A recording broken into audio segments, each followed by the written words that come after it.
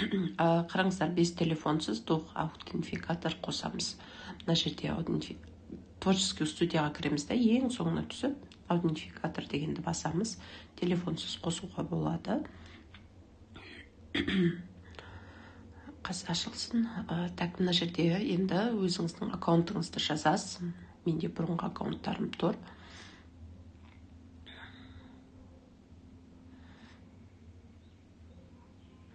Жаңа аккаунт аштым, сіздерге осы нені түсіріп көрсетейін деп.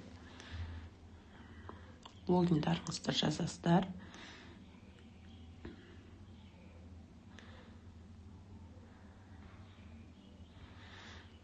Google-ға ашқан аккаунттарыңызды жазасыздар, парольдарыңызды жазасыздар.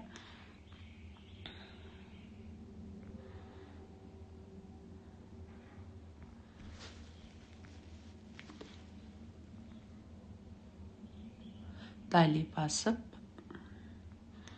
мына жерде енді QR шығады. Екінші телефонмен скриндап аласыздар QR-ды, төменге қарай түсесіздер. Мына жерде добавить номер телефон деп тұр. Номер телефон қоспаймыз.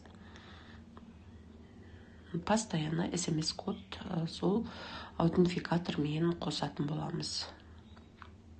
Тұр ғой аутентификатор деген, осыны басамыз.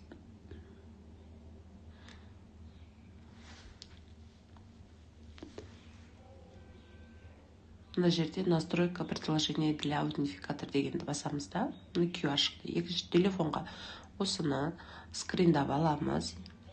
Қастарыңызда міндетті түрде екінші телефон болу керек. Сосын аутентификаторға барамыз.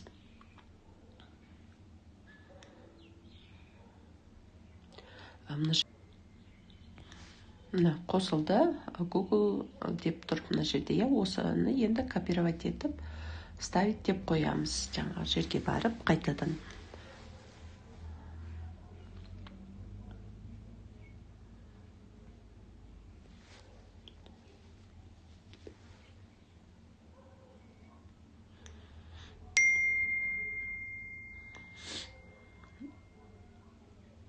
Google аутентификатор деп мына QR-мен қосылды.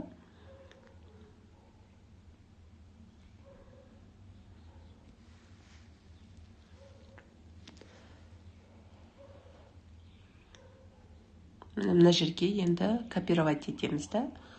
Мынаны ставить дейміз. Болды, енді қосылды. Аутентификатор осылай қосылады.